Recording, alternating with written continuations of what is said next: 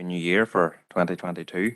We'll welcome you all to the Environmental Services Committee on the 12th of January in the Grange, Omagh. We're joined by some members in the chamber and also then via WebEx. So make you all welcome tonight to the meeting. The first item on the agenda is apologies. So we'll maybe go around the group leaders. Councillor Mclaren.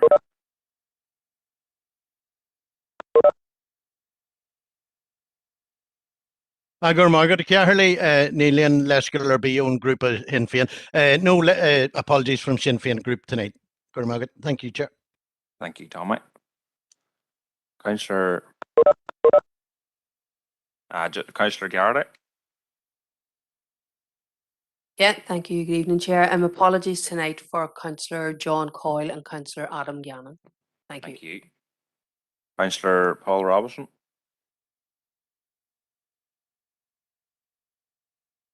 No apologies, Chair. Thank you. Councillor Irvine. Eventually go back to the Chair. Thanks very much, Chair. No apologies. Thank you. Councillor McAleer. Chair, I have apologies from Councillor Keenan, who's unable to attend this evening's meeting. Sends apologies. Okay. Thank you. Thank you. Members, is there any other apologies? Okay. We'll just move on to item 2, to sign the minutes and confidential minutes of the previous meeting held on the 8th of December 2021, and that has been done. Item 3, is there any declarations of interest? Just myself, members, I'd like to declare an interest in the correspondence items in 4.2, but I don't feel the need to leave the chamber for them items, so just to declare that. Is there any other declarations of interest? Okay, if no indications, members, we'll move on. Item 4, matters arising. We'll go through the minutes. Matters arising, page 1. This is the 8th of December 2021. Page 2. Page 3. Page 4. Page 5. Page 6. Page 7. Page 8. Page 9. Page 10. Page 11. Page 12. Page 13. Page 14. Page 15.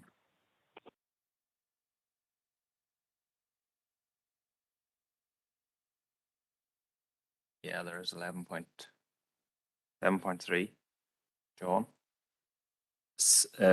Thank you, Chair. Yes, there is correspondence from the Department for the Economy in relation to the spend local cards for noting. It was in relation to prior to Christmas to the extension of the spend local card deadline, and you will see from the correspondence there that the Minister announced that the spend local cards holders will be able to use their cards from the Friday the 24th of December until Friday the 7th of January. So there was an extension up until the 7th of January. Yeah, you'll also notice, Chair, that in the final paragraph, the Department notes that there may be wider issues affecting the applications or use of the cards now, and now that the scheme is closed, the Department will take stock of those various issues we'll have and face and consider the options for remedy also. Thanks for that update, John. You have seen the piece of correspondence, members, as for noting. Just before we go to the speakers, call on user 2. We could just take note of that, please, if you could. Call on user 2.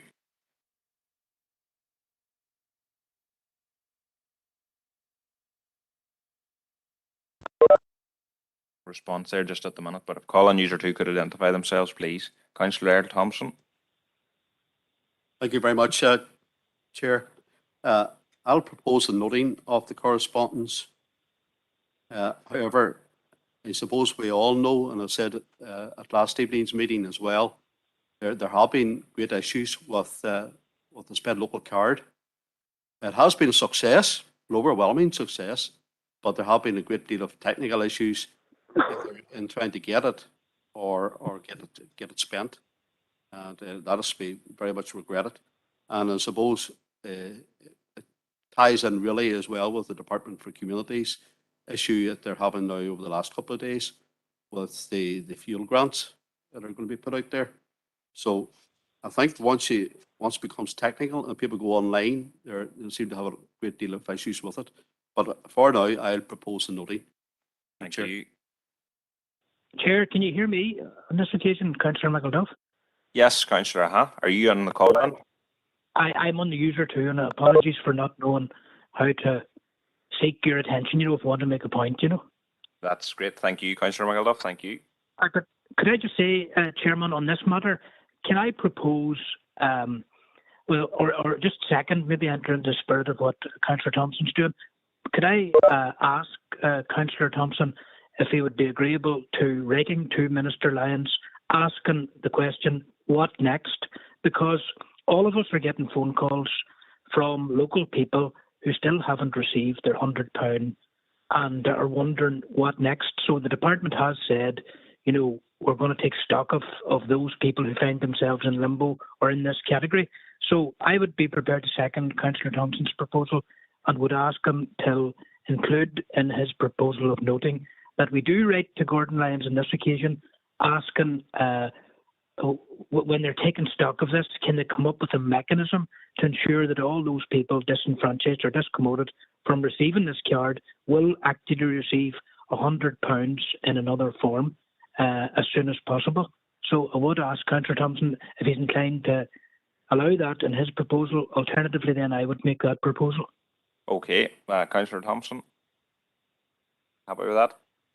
Thank you, Chair, and thanks to Councillor McAduff for that. I've no problem with him seconding the noting of that. I referred to a wider issue as well, but at this stage, I'm happy enough to write back to Minister Lyons on the matter. But it is a wider issue. Okay, thank you, members, and everyone agreed on that correspondence. Councillor Seamus Green.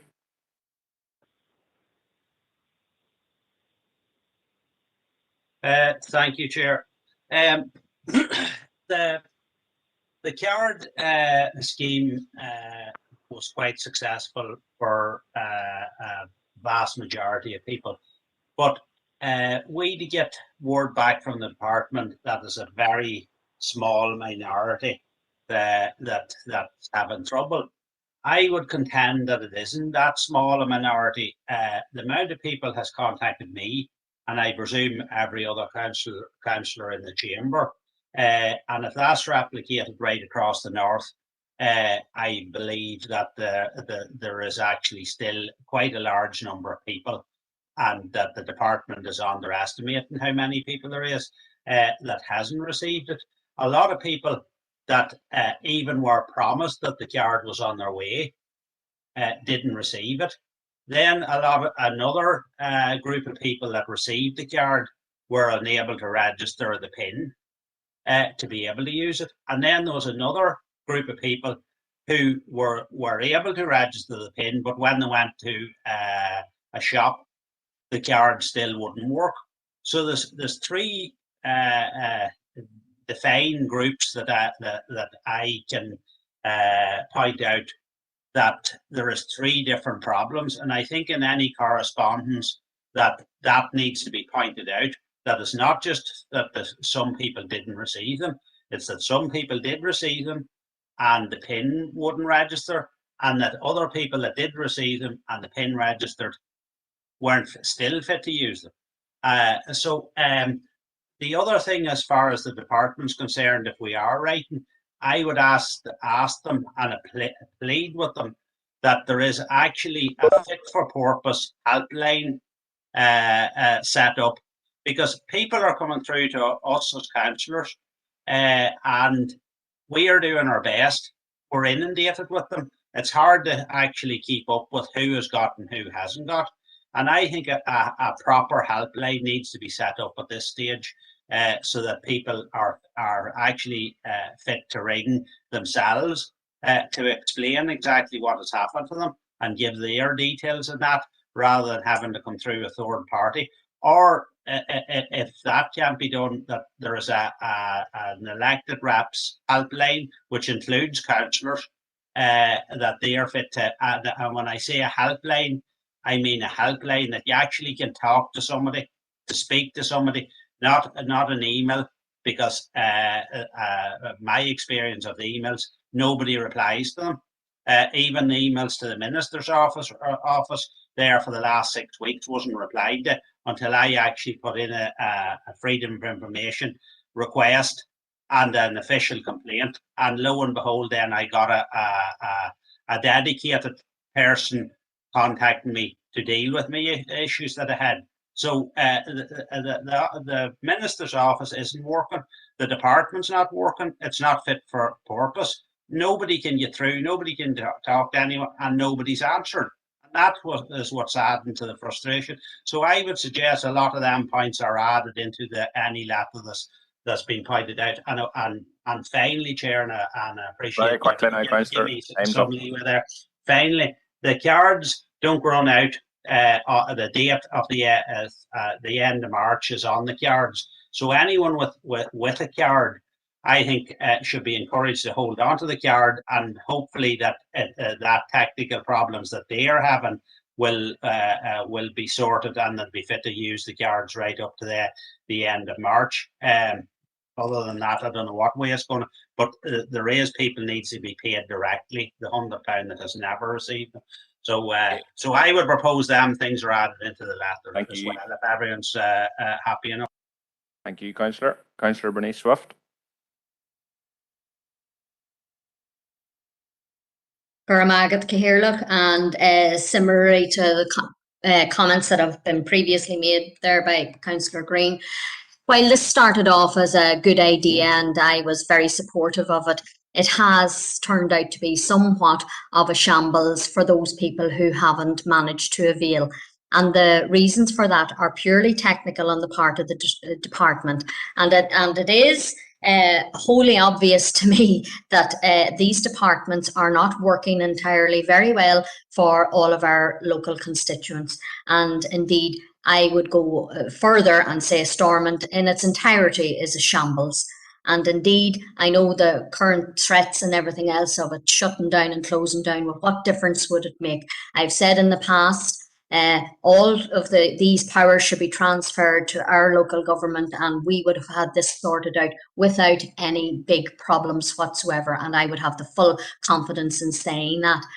As John outlined at the start, as stated by the department, they're going to take stock of the various issues and consider options for remedy. Well, that must prevail in real terms by way of a spend local payment enablement. And I said that many weeks ago, that anyone and all who applied should receive their spend local card. The three cases that I still have outstanding, and I spent most of the weeks from this even opened, helping troubleshoot people's problems. And I still have 3 cases remaining. And they're nothing to do with the people whatsoever. It is all technical. They attempted themselves to troubleshoot.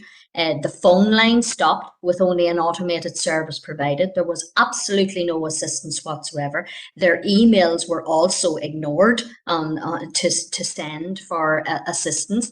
An entire paper trail exists, therefore I will be expecting the department to provide very practical solutions in these instances. The couple who attempted to use their card locally was declined, and all the while they still have £100 remaining on their balances respectively. And another young chap tried to use his card and the PIN was blocked.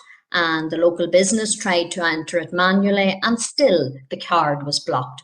So the unfortunate fact remains that in the cases that I've just outlined, the card did not work. The card was received. Look at here, that problem was sorted long ago. The cards were received, but again, the card failed to work. So that should be a little problem quite easily resolved.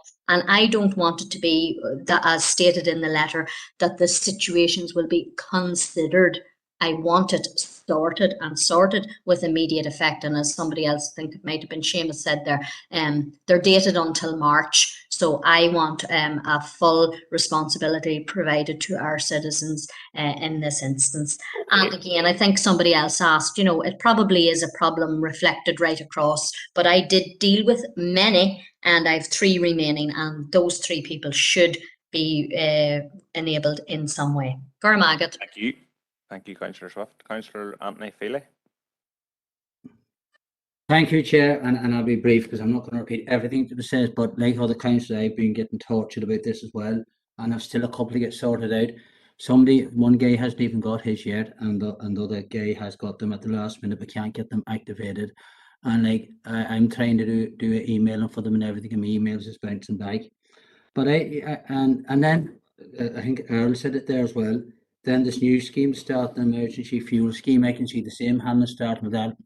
Starting to get phone calls about that already. People not being fit to do it online. We have to get a phone call or some kind of way for people phoning. Some people, not everybody can do this emailing and doing online and stuff. So I think we'd have to push for, as Seamus says, that you can talk to somebody on a phone to help you out, you know. So we have to get it sorted out. It's not fair on these people being discriminated, not getting £100. We have to fight on until then and get it for them.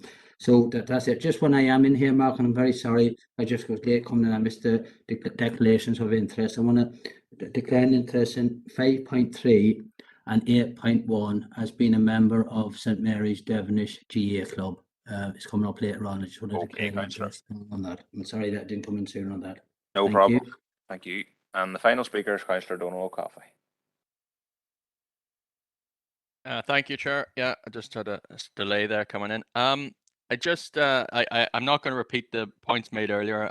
I think every councillor here has had this dreadful experience, and like Councillor Swift, I think this reflects the fundamental shambolic state that we've landed in with a Stormont executive, which is clearly incapable of doing even basic tasks.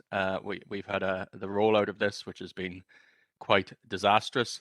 We had the prior rollout of grants to businesses during the COVID lockdown, many of whom ended unable to claim, money that they thought they felt entitled to. And now we've got the ongoing new crisis around emergency support for people who are basically unable to heat their homes.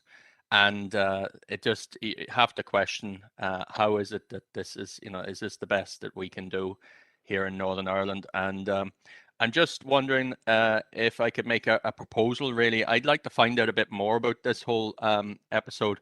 For example, the statistics must be there, and I'd like to request that we'd write to the relevant department to request how many people were eligible for these cards to actually get the £100. How many actually made an application? How many actually spent £100? How many spent maybe half of that?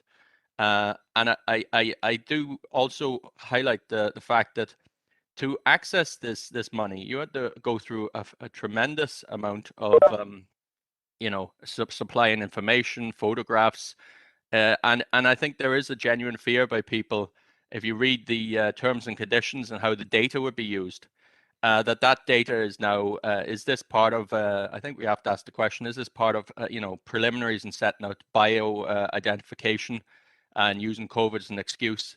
I think that there are human rights issues associated with that. So I'd like to find some answers how this information is going to be used. Will it be kept on file? Who will it be shared with? Why was it given out this way rather than maybe using the benefit system? Most people are eligible through the benefit system, or else perhaps you could have given it through some form of taxation, so or a rebate or something like that. I don't know why we had to have a new system to get all this information for £100. And just question that. So I'd like to make that proposal. Thank you, Chair. Okay. Well, that's all. Councillor Robinson, very quick, just if you have a comment there, please. Yes, thank you, Chair. No, the other issue is the lady that contacted me there about a week ago or a fortnight ago, and she applied for hers and was already issued to somebody else. That seems to be another problem. Okay. Well, members, we've had a discussion there. Can I put an apology for Councillor Stevenson, he might be on later, but put an apology for him anyway. Okay. Thank you. Councillor Thanks. McAleer, now we've had the debate. Thank you, Chair. I'm not going to add to it. The problems with the issue are well known. Fortunately, everyone who contacted me about it managed to get sorted in the end up, although some of them were very last minute. But just to second the proposal by Councillor O'Coffey. Thank you. That's great. So we've had the debate members. We had a good discussion there. There was a range of issues raised by Councillor Green, Councillor Swift and other members. As the original proposer, Councillor Thompson and Councillor McElduff, content that those issues would be included in the letter to Minister Lyons. All agreed on that, members. And then we had the separate proposal by Councillor O'Coffey, seconded by Councillor McAleer, around the figures, etc. As members content with that? Okay, I don't see no dissent, members, so that's agreed. We'll move on to 4.2. Is to note the following items of. Oh, sorry, we're still on the matters arising. Matters arising, page 15, page 16, and page 17. Yeah, these are on page 17, members. John, are you going to? Yeah. Thank you, Chair. Yes, members, there are two items of correspondence, one from the Driver and Vehicle Licensing Agency in relation to MOTs, and the other, the second piece of correspondence is from the Association of British Insurers in relation to the same subject, where they say that the DVA has advised them that if motorists are within 5 days of their MOT expiring and is required for a tax renewal, they will, insurer says they will not cover the vehicle, then the DVA, then people can email the DVA customer services and get an earlier appointment. And I think that is reiterated also in the Driver and Vehicle Licensing Agency correspondence. Chair, can I just make members aware that there is an informal meeting with the DVA on the 19th of January at 4 p.m. where all of these issues can be raised. Thank you. Can we have a proposer to note these items of correspondence? Councillor Mary Gardaí. Thank you, Chair. Happy to propose. No, thank you. And Councillor Alan Rainey, happy to second. Thank you, members. Are we all agreed? Thank you. So we'll just go to page 18 of the matters arising. And that's the matters arising finished, members. We'll move on now to item 5, reports for decision. The Environment and Place Directorate reports 5.1 is to consider draft response to the public consultation on the draft environment strategy, paper A. John. Thank you, Chair. This is a draft response for members to consider, and it's in response to the environment strategy that's been brought forward by DARE, Department of Agriculture, Environment and Rural Affairs. Members want to note that the closing date for the return of responses is the 18th of January 2022. The document of the paper that's in front of you sets out a number of key issues that are addressed within the draft environment strategy. And in particular, the commitment that this is an overarching document aligned to the green growth agenda. The document sets out 6 strategic environmental outcomes that are listed in 2.3 and addressed them within each of the questions. And as part of the consultation, Council's response has focused in on each of these 6 strategic environmental outcomes and also made a number of general observations and comments in respect of the strategy. In drafting the response, Council officers have worked with Sustainable NI and members of the Council's Climate Change Working Group, and this is it's a cross-Council response taking in considerations and input from a number of different services. And the detailed responses provided in Appendix 1 to the paper, and some of the more general issues that are highlighted within the response and throughout the response in this paper are the absence or a lack of time-bound targets within certain parts of the draft strategy.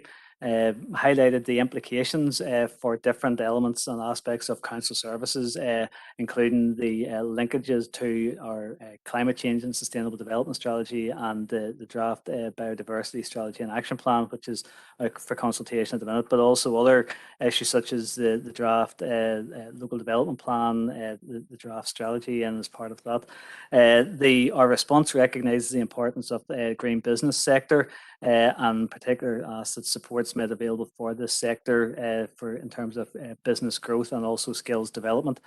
We have highlighted in our response the importance of having buy-in from the agricultural sector as well as other rural businesses, and I know that was something that members had commented upon recently.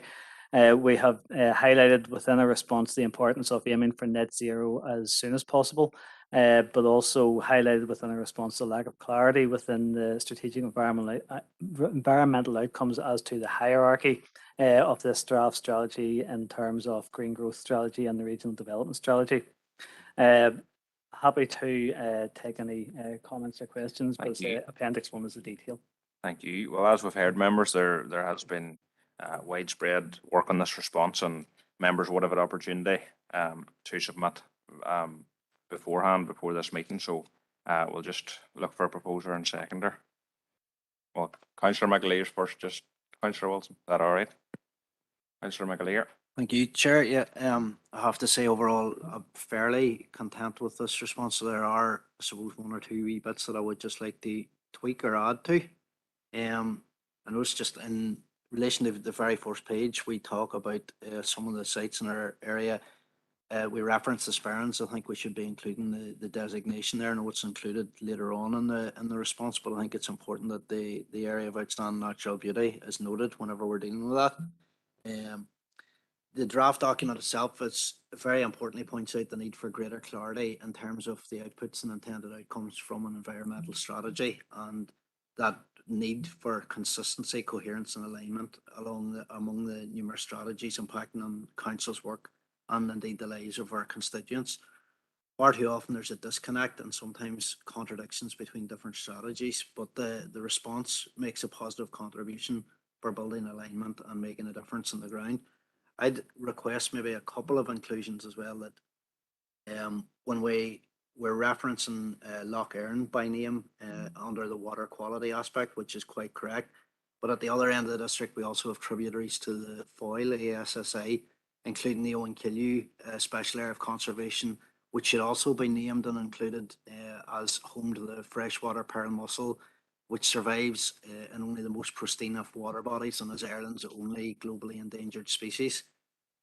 Water and the quality of our water is fundamental to any environmental strategy, and indeed the recent Water Framework Directive Statistics Report, which we'll be looking at a wee bit later on tonight, states that none of our waters, lakes, transitional and coastal water bodies meet overall good status. So I know we're going to be talking a wee bit more about that later on, but I think we should include a reference to the shocking reality of that report that can serve as a call to action underpinning the environmental strategy. In relation to air quality, Appendix 2B states, or I would like to see included under Appendix 2B or Appendix 1, Item 2B, that we include the potential risk from dust, discharge of heavy metals, acid and radon gas, that they are also included. I note that ammonia emissions is included in the report, which is good. It references particulate matter 10. I'm hoping particulate matter 2.5 is included in the original report because it doesn't seem to be referenced in our response. And also as we go through, and I know it mightn't directly impact in this district area, but it talks about sea life and marine life. Given, I suppose, developments at Island McGee, I would be a bit concerned about the department's actions in relation to that. But overall, content with the response, and hopefully those items can be added. Thank you, Chair. Councillor McAleer. Councillor Matthew Bell.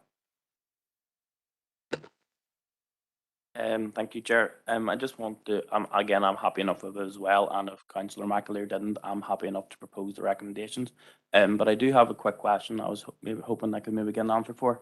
Under 2B, at the bottom of page 8 and start of page 9, there's reference to the gold processing plant in the Sperrins, which would use cyanide. My understanding is the proposal to have a gold processing plant within the Sperrins has been withdrawn.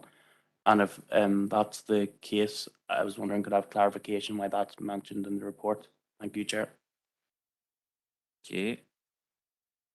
Maybe Celine's got her hand up. Celine? Chair, members, I suppose just 2 points, and I think John did touch on it. Well, firstly, in terms of significant additions and additional information in here, there was quite an extensive drafting process, and members' views were sought both through the Climate Change Working Group and also individually to all councillors on a number of occasions by staff, and highlighting this. And I suppose just checking there, the last one was by email, myself on the 20th of December, seeking any sort of final call for inputs in that, because we're bringing this to this committee because we've quite a tight timescale.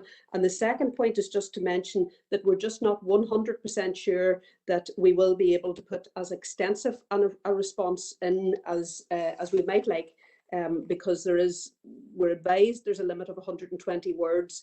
It seems the system will allow us to put in more than that, but there is a possibility that only the first 120 words of each section is what is considered. So we have to be very mindful of that in terms of our submission, and try and prioritise and do that specifically. We have tried to reflect the various issues that have been under discussion, and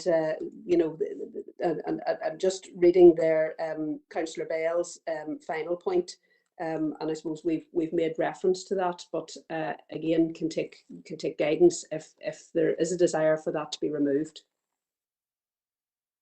Okay, thank you, Celine. Councillor Bell, did you want to word on that again, or are you happy enough?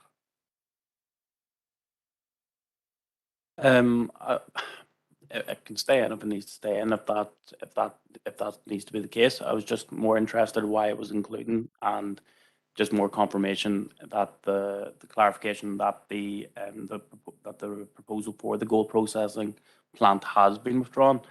If it's an issue, if it has been withdrawn, it can stay in the report, I suppose, as it doesn't make a difference.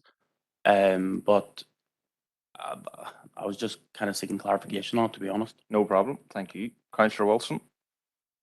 Yes, Chair. Well, in point 5, it talks here about net zero as soon as possible. But is that this year, next year, 20 years, 50 years, or whatever? There's no real. It's very vague, that to me. And when we see that India, which is destroying probably the planet more than any other country, they're talking about 2070. So, this to me is really, it's not tying it down to any time at all. And I believe that we need to be looking a long way down the damage that has been done by Omagh District Council and our own 6 counties here is minimal when we see the damage that has been done by Brazil and these other countries, and they just tear on to whatever they like, yet we are being penalised here. It also says we need to obtain buy-in from the agricultural sector.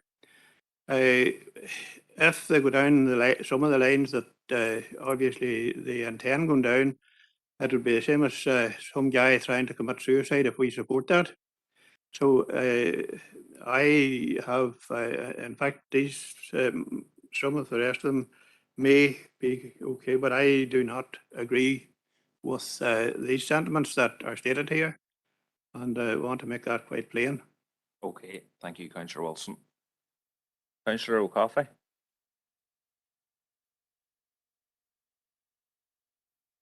Yeah, thank you, Chair. I think it's a good document. I want to address, first of all, the point that's just been raised there, or some of the comments that's just been raised there. I think it's quite concerning, really. The idea that India is destroying the planet, it's hard to know really where to start. I think the main thing, if I could maybe suggest to Chair, is that large sections of the population in places like India suffer the most greatest levels of poverty, immiseration, or many people don't have electricity. And the idea that somehow these populations have to be subject to the same level of stringency in regard to reducing carbon footprints and so on is literally indefensible, I honestly believe. I also think it's important to note, and I'm sure the previous councillor will recognise this, that it's actually the big business who are the main culprits of this. The largest 100 companies are responsible for 71% of total global emissions. This is a problem of big business and capitalism, which is putting profits ahead of human and indeed sustainability of life in general on this planet. I don't think it's a question of singling out any nations. This is a systemic problem. In regard to the paper, I just want to start off by saying I think it's a strong paper. I think it raises a lot of really important issues, issues that are often not raised. And I think, as Selena's referenced there, there's a definite sense when you read it that people are aware of the sort of things that have been raised by councillors in this chamber, and it's in there. I only have two marginal kind of typographic or just relatively small suggestions to change in terms of accuracy, and one larger point for inclusion if possible, Chair. The accuracy one, first of all, is at the very last page of our submission, or the draft submission at the Appendix 1, which is the idea that the just transition should exist for agriculture and farming sector. I have no problem at all with that. I think that's important, but I think it just transition should extend to workers as well.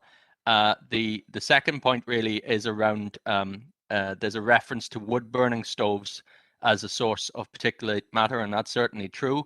But it's also true that any form of solid fuel burning equipment generates particulates. I think the point made by Councillor Mclaren is accurate as well, that we need to consider lower dimensions of particulates.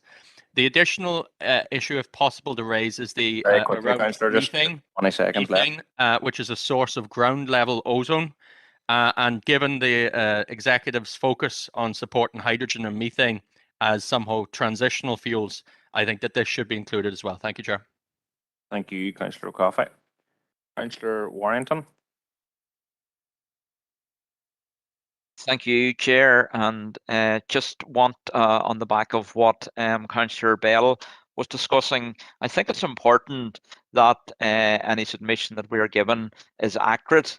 And my understanding is certainly that the use of cyanide in the original proposal at the Dalradian site was removed, that they weren't going to remove it, or they were going to remove it and take obviously the hardcore or whatever away from the area.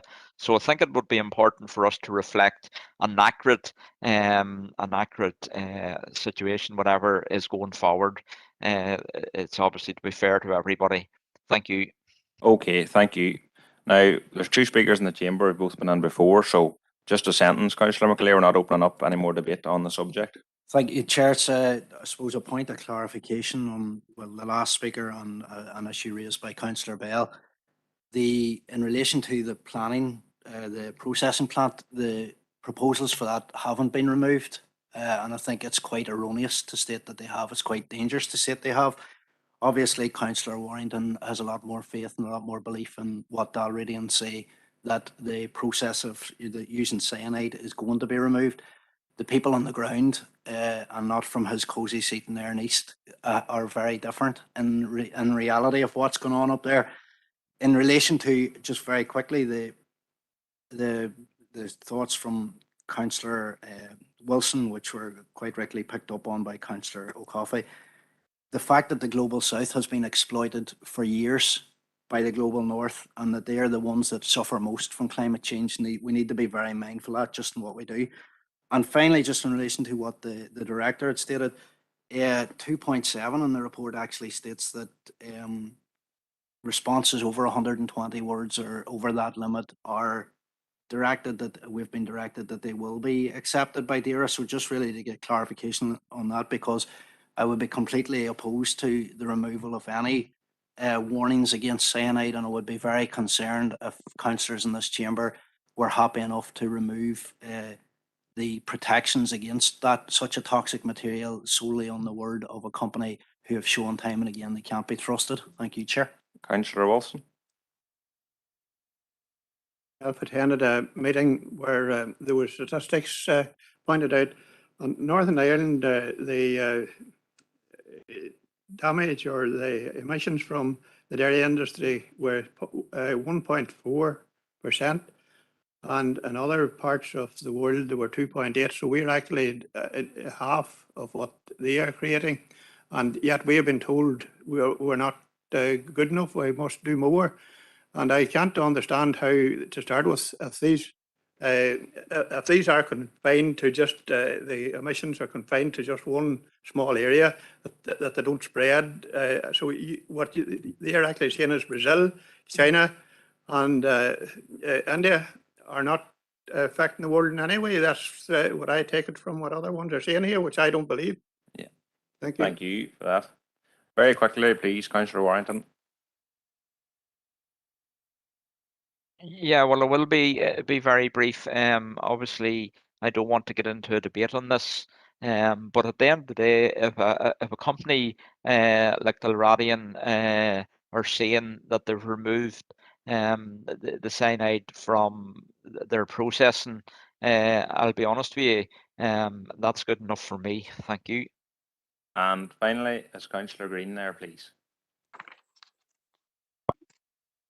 Thank you, Chair. It was just in response to something Councillor Mclaren said there when he phrased about Councillor Warrington's cosy seat in Aaron East. That's a extremely dangerous kind of a thing to say. So is he trying to say that the gold mining and the effects would only be cause any bad effects around his area, that it wouldn't pollute and destroy as it goes out? I think, to make it such an insular argument that people from Aaron East can't comment about something, or any other district in our council area, is a dangerous route to go down, because I would be against the gold mining, because I don't think it'd be good for the environment. It wouldn't even be good for the environment in Aaron East or anywhere else. So I don't think saying about cosy seats in Aaron East, we're not that far away. We're all in the one council area. So I would kind of take offence at that. Thank you, Councillor Green. Celine, would you like an? Chair, just to conclude then, I mean, we are seeking approval to submit this consultation. I'll summarise a note of the points that I have from here, which is to make reference to the area of natural beauty designation for the sperrins, and also reference to the tribulations to the foil within our district. And also then to clarify the position, if we can, around 2B. I think what we do need to do there maybe is to qualify the way that is written, so that if there was cyanide involved in any future application, that this would be at odds with some other parts of the strategy. So I think that does need a clarification. And then a further reference or a mention of just transition in terms of workers, broadening out from wood burning stoves to other fuel burning. And I just didn't get the final point there from Councillor O'Coffey in terms of methane. I know that it is mentioned somewhere, but I'm not quite sure just what his specific point was there, if he did seek to clarify that. So subject to some refinement around those points, we're seeking the recommendation. And just to respond to Councillor Mclaren, we have queried the fact that the system states it only allows for 120 words per section, and they've said that we can put in more, but it would be remiss of me not to highlight to members that there is a possibility that they will draw a line at 120 words, and that's what will be taken forward, in that it could be partly automated. So that's just a very practical issue, but certainly doesn't detract from what we're proposing in terms of our response.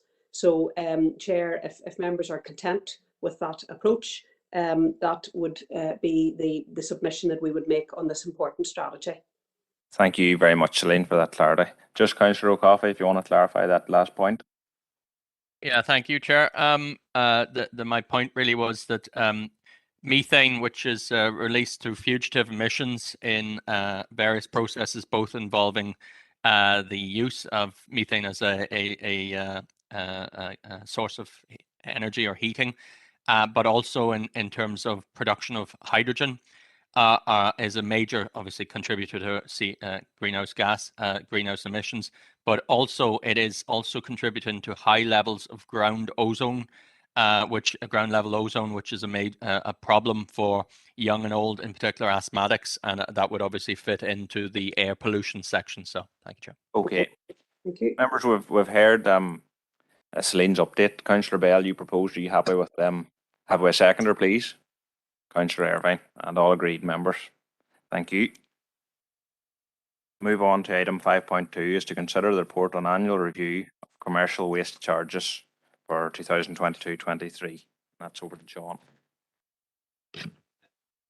Thank you, Chair. This is an annual paper coming to members' review of commercial waste charges applied by the Council. The background to it is Section 2 sets out some of the key issues, and in particular, notification that we've had at Appendix 1 to the report from HMRC regarding increases to the standard and lower rate of landfill tax. And reviewing the charges, we've reflected on potential increases to collection charges, potential increases to processing costs. However, the recommendation set out within the paper is that there are no increases to the charges. And aside from those increases that have been notified by HMRC, all of the charges for next year are proposed to remain the same as they were in the current year. The one exception to that, and I'll just draw your attention to it, at paragraph 2.10, is a reduction in proposed landfill charges for timber and green waste, and those are savings that we're able to recommend that we can pass on to the consumer as a result of contract savings from a recent procurement exercise.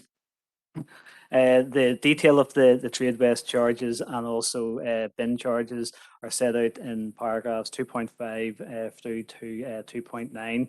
I won't propose to go through the detail of each of those at this point in time if members are content, but happy to take questions. Thank you, John. Members, we've seen the report. Could we have a proposer and seconder? Councillor Alan Rainey. So propose. I believe it's a very favourable report, Chairman. I'm very happy to propose it. Thank you. And Councillor Errol Thompson. Thank you, Chair. Happy to second. Thank you. All agreed, members? Thank you. Go to item 5.3 is to consider a report on estate matters, paper C. Okay, Chair, thank you. This is the monthly report that members receive on estate matters relating to the council's estate and use of assets within the council. Section 2 sets out those items that are for decision, in particular a request from Mclaren Estate for a consent to submit a planning application for some development work. An application in terms of a legal agreement or a licence agreement with Waterways Ireland for improvement works on the village renewal scheme at Balik Marina. A recommendation for a legal agreement to be entered into with the landowner for a short section of fencing at Upper Celtic Park in Enniskillen. And section 2.4 then also sets out a request from Callow Events for the use of Enniskillen Castle and Wellington Road Car Park for an event on the 20th of February. Section 2.51 is a retrospective request for approval of use of Gorchin Glens Forest Park by Initial One Riding Club for an event that took place on the 27th of December. Section 3 then sets out a number of issues, I should say, for information to do with sealing of documents and also a notice of intention to carry out works at the old marketplace car park in Oma. Thank you, John. Councillor Gavin McPhillips. Thanks, Chair. I'm just happy to propose the recommendations. Thank you, Councillor McPhillips. Councillor Bert Wilson. Chair, yes, I'm happy enough to second that, but I would like just to query, Chair, if you don't mind. There has been a inquiry, shall we say, to do with property in the council ownership, and it was passed on 6 months ago, I believe, and has not got any discussion or debate. It's causing problems as to the space that is there for to allow office staff to carry on in the present circumstances where they have to keep distance. And I'm just wondering if that could be maybe looked at. Do you want to bring the detail of that till maybe John privately, Councillor? Yeah, I will do that. We'll leave it at that. Okay. Thank you. Okay, thank you. I have it proposed and seconded. Members, Councillor Anne-Marie Donnelly. Thank you, Chair, and I just want to apologise. I hadn't declared an interest in this item 2.2 of this paper, so just wanted to declare an interest as an employee of Waterways Ireland. No problem. Thank you, Councillor Thank you. Donnelly. Councillor Howard Thornton. Thank you, Chair. Yes, I support the recommendations, but with regard to the Celtic Park one, which is the third one, I just want to thank Stephen Forrest and his team for getting a resolution. It's an issue that Councillor Mclaren and I myself have been working on for some time, and I wish to compliment the work that Stephen and the team did to come by this resolution. Thank you, Chair. Okay, thank you, Councillor Thornton. Councillor Armstrong. Thank you, Chair. Just really to support the recommendations and to mention again the Carn estate, looking at the phasing scenarios in the short term. This was one of the proposals to have the touring caravan site on park and on site, and it will be welcomed certainly within the local district, any visitors, additional visitors to that estate. So thank you for that, Chair. Thank you. Councillor McCaffrey. Thank you, Chair, and thank you to John. Well, just to come in also in support, but I do have an item under AOB that may be relevant to raise now, if you were content with that, Chair. Yep, you can go ahead, Councillor. That's great, thank you. So I had been contacted by a production company called Macmedia, which last year made 3 television programs within our council district. 2 of those programs are focused on Fermanagh. It basically follows 2 kayakers as they go from one side of Lough Erne to the other, following the Erne right the way through, from starting off in Lough Gowna and then going eventually to Donegal. The BBC have agreed to broadcast the 2 programs, and we're hoping for a starting time around in spring. The production company had been in touch with myself, and I will say at this stage that I did give an interview in one of those programs. However, I don't need to declare an interest. This is non-monetary gain. However, they are interested in hosting some kind of event alongside council, and hoping to use one of the council buildings like Enniskillen Castle to perhaps have a screening, or even to bring some of the contributors and participants of the show together for an event, obviously allowing for the COVID situation. They were very happy. I know they received a lot of support and help from our council officers and from council staff as well. And the programme itself, from what I've seen, certainly is to a very high standard, and it will broadcast all of the tourism jewels and sites and must-see attractions that we have within our council district, and particularly within Fermanagh. And I would expect that this will help a lot with tourism and hopefully inspire people to come and visit Fermanagh in the near future. But I suppose just to make a proposal that perhaps we can be in touch with Macmedia to look at having some kind of public launch or an event where we perhaps have a screening of the episodes, if that if members are happy with that. So I'll make that proposal. Gormagad Cairley. Thank you, councillor. Is there a seconder for that proposal before we?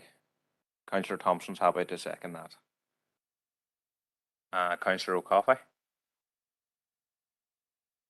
Yeah, thank you, Chair. I don't know much about Mac and Media, but I think obviously we need to ensure we went through a proper procurement procedures in all cases, just to make sure we're keeping ourselves right. But I'm not at all opposed, really. The issue I wanted to raise was around Necarn Castle. I'm wondering, has there been any analysis of potential displacement with the proposal here? From memory, the proposals that were raised, and there seemed to be a whole range of them, as to options for development of the estate at the time of the transfer, raised a wide variety of new and cutting edge kind of ideas. But now we see like something come forward for a caravan park, and I'm just wondering, have we as a council done any analysis of existing provision and the potential for displacement? Because there may be the opposite. It may be that we attain a critical mass of provision. I'm not suggesting one way or the other, but I'd like to see some form of analysis to make an assessment on this. Thank you, Chair. Okay, councillor. Thank you. John.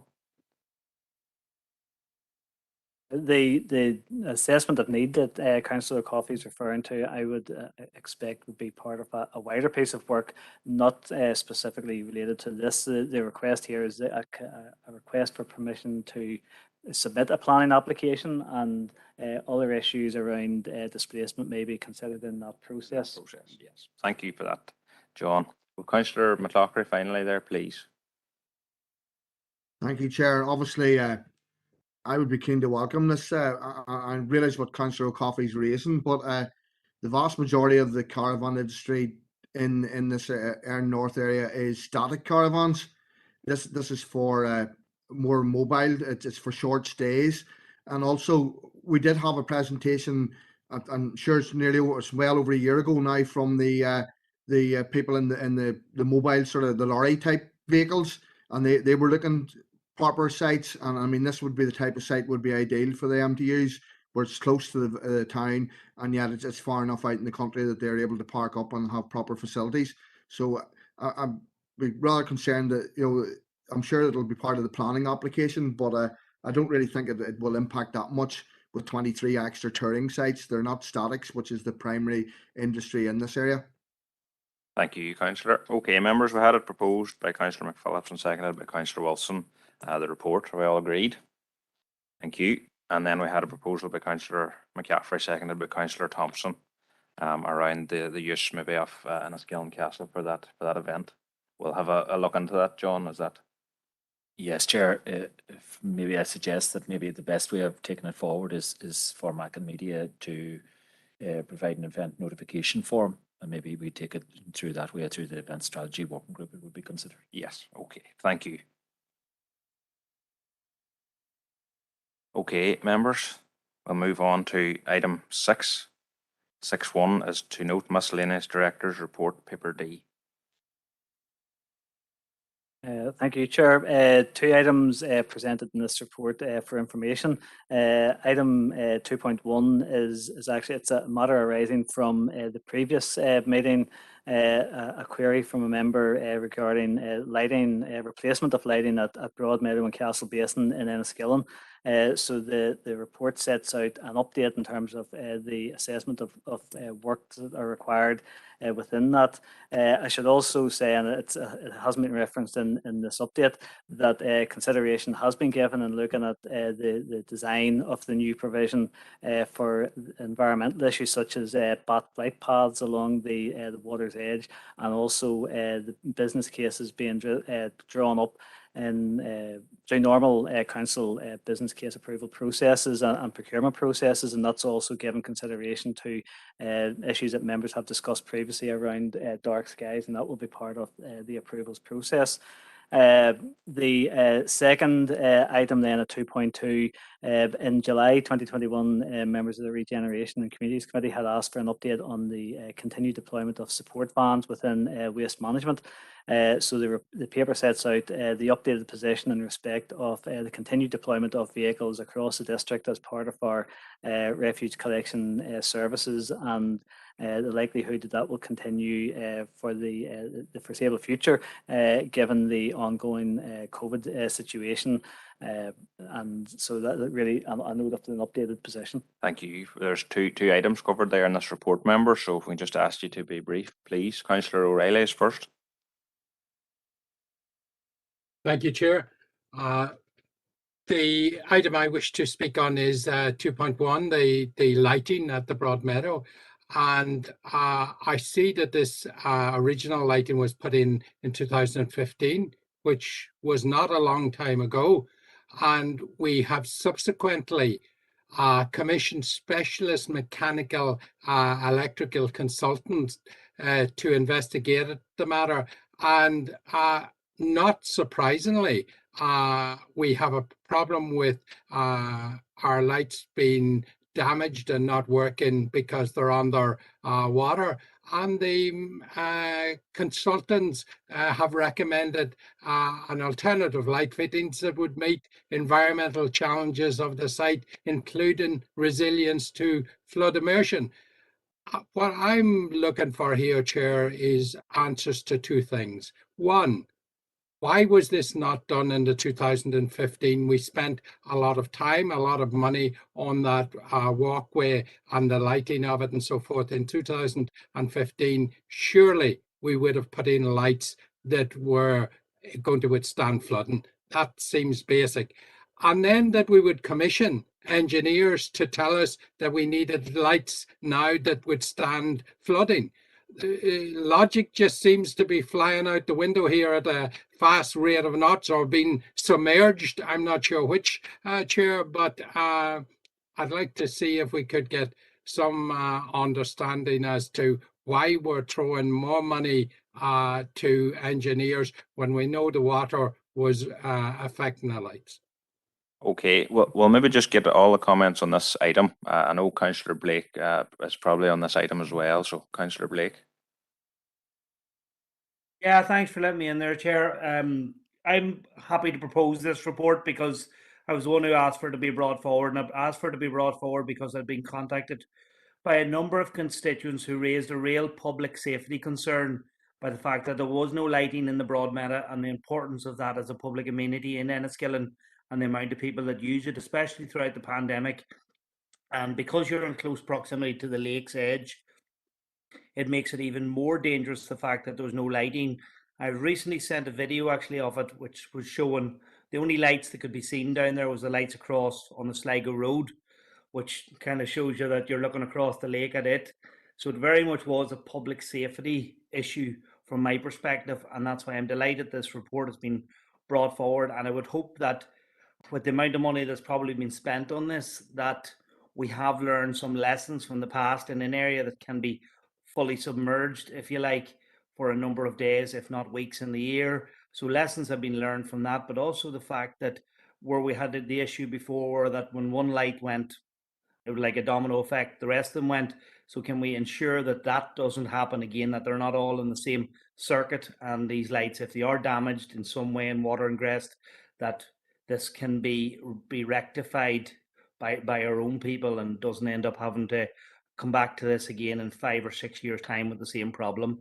So, but happy to propose the report and delighted we've come this far. Thank you. John, do you want done just at that point?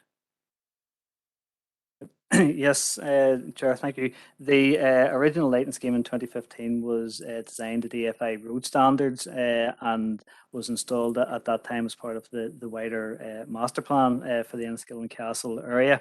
As noted within the report, that has resulted in issues arising from immersion and from damage to the light fittings that were installed at that time.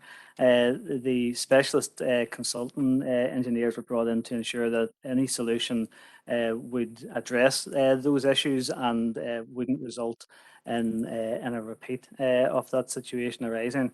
And the resilience issues have been was embedded in the specification that's being proposed by the consultant engineers, as referenced within the report. It's also expected that the proposed solution will result in reduced maintenance and running costs as we move forward. Okay, Councillor McAleer. Oh, sorry. Thanks very much, Chair. No, it's just really a quick question in relation to the outcome or the proposal on 2.2.6, and it says that the decision has been welcomed by staff and the union reps. I'm just looking clarification that the union involved has actually accepted the proposal there. I think it is obviously a sensible one. Just double checking that the union signed off on it. Thank you, Chair. Thank you. Happy to confirm that there has been an ongoing and a positive engagement with staff and union throughout this process. Yeah. Okay, Councillor Anthony Feely, please. Thank you, Chair, and I'll be brief as usual. I just want to agree with my colleague there, Councillor O'Reilly, there about the lights on the only installed in 2015, and they give them bother now. Now I'm just going off a wee bit, but it's on the same thing about lights. And Councillor Blake mentioned who for safety of people walking in the broad meadow, but I'm elected and council before that, looking for to get lights in the cottage meadow in Belcoo. And I appreciate John News got back to me about it there a while ago, and fair play to him. But I was just wondering, was there much problem getting these lights done in the start in 2015? Maybe I should know this. Was the lights there before that, or was it just a park there with no lights and put them into it? For it's getting a very long time even to get anything back of the state in Belcoo. And I know people is against lights in it, but I don't want big floodlights, the whole place lit up. Just small lights, low down in the ground, any kind of lighting at all for. Like the people in Belcoo need safety as well as the people in Enniskillen. So I was just wondering, could John give me a wee comment on that and see, maybe bring a report back sooner rather than later? But I think like it's like the people in the big towns has been looked after, maybe the people in the wee rural village wee bit forgot about. I don't like saying that, but people just think that and they say that to me, you know. So I was just wondering where are we at now with that? Thank you, Mark, for letting me come in on that. John, have you any prior knowledge of that? Sorry, Chair, I had to say, I don't have prior knowledge of the considerations that were taken into account in 2015. And I do know it was part of an overall master plan as to what was pre-existing there. I'm happy to come back with more detail to the member. Thank you. Councillor Keith Elliott. Yes, thanks, Chair, for letting me in. Well, like other councillors, I had spoke to officials back at the end of last year after being lobbied about the lights at the Lakeland Forum. Obviously, I'm glad that we've got to the stage that they're going to be fixed. And like other councillors, I hopefully this will be the fittings that will work. Obviously, it's been a couple of weeks every year underwater, and it would be a nightmare for anything electrical. So I'm glad it's got to this, and I'd second the proposal if the recommendation if it hasn't been done already. Thank you. Thank you, Councillor Elliott. Councillor Sean Clark.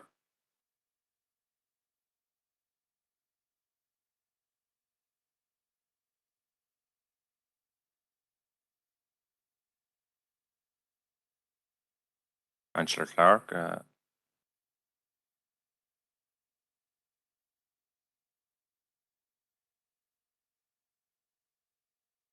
We'll maybe get Sean. Members will just go to Councillor Green at this point. Thank you, Chair. No, it was just going back to the point that Thomas, Councillor O'Reilly had raised. I believe John said there that in 2014 that it was to road services road standard lights.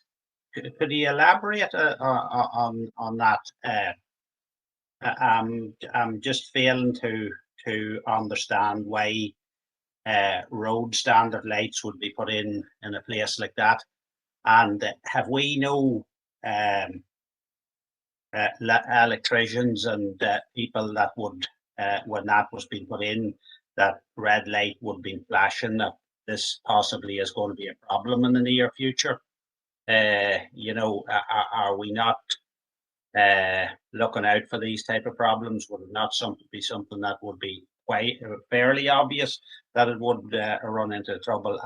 Just around that classification of light that was put in, could you just elaborate on what that means? John? Thank you, Chair. And have I note that my understanding is that in the urban settings such as the Broadmeadow and Castle Basin area, lighting schemes may be installed to DFI road service standards. And I suppose just maybe John is thinking that doesn't mean it's road lighting, but it's DFI road service standards, and that's on the basis that it may at a point in the future result in the adoption of the pathway and the lights by road service. Okay. So just to clarify, that would be, it wouldn't have mattered whether there's near water or not. It could have been on the top of a mountain. It's just that road service standard. The fact that it was beside water wasn't taken into account.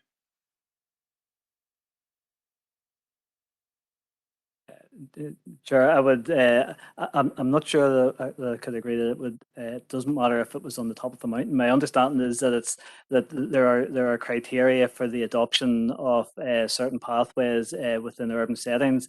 If lights are built to a certain standard, it doesn't guarantee adoption, but it's one of the considerations that would be taken into account whenever lighting schemes may be installed within an urban setting. Okay, thank you for clarifying there, John. Councillor Clark, as you can't unmute, can you get in Can now? you hear me now? Yes, there you are. Yeah, Yep. yeah, sorry, there was a bit of technical. It's to do with issue with lights and council-owned facilities. In Gorgon Village Park, there is lights around where there's a walking way from the JA field out to the Plumbridge Road. But those lights haven't been working now for a long time. And I'm just wanting to know, maybe I don't want it tonight, but I want to know from either John or I think it's two Johns there. You know, if they could give me a ring, and does the council have a responsibility or does it belong to somebody else? It's definitely council-owned property. So That's okay, Councillor Clark. We'll get that clarified with yourself. Is that okay? Thank you, John. Yep. Members, the report was proposed by Councillor Blake and seconded by Councillor Elliott. Are we all in agreement? Thank you, members. Move on to item 7. It's the Community and Wellbeing Directorate reports. 7.1. It's to note report on building control and licensing report 23rd of November to the 16th of December, paper E. It's John Boyd. Thank you, Chair. Yeah, monthly report in relation to building control and licensing activity. The attached is included in Appendix 1 of all the activity for the month from the 23rd of November to the 16th of December. And it is for noting.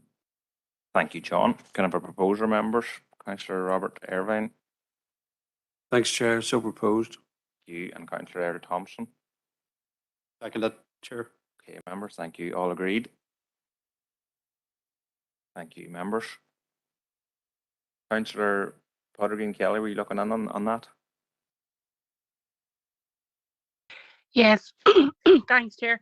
No, happy to support the noting or whatever, but just kind of want to draw the attention to the dual language signage. I know it's part of building control, and inquire where it's at.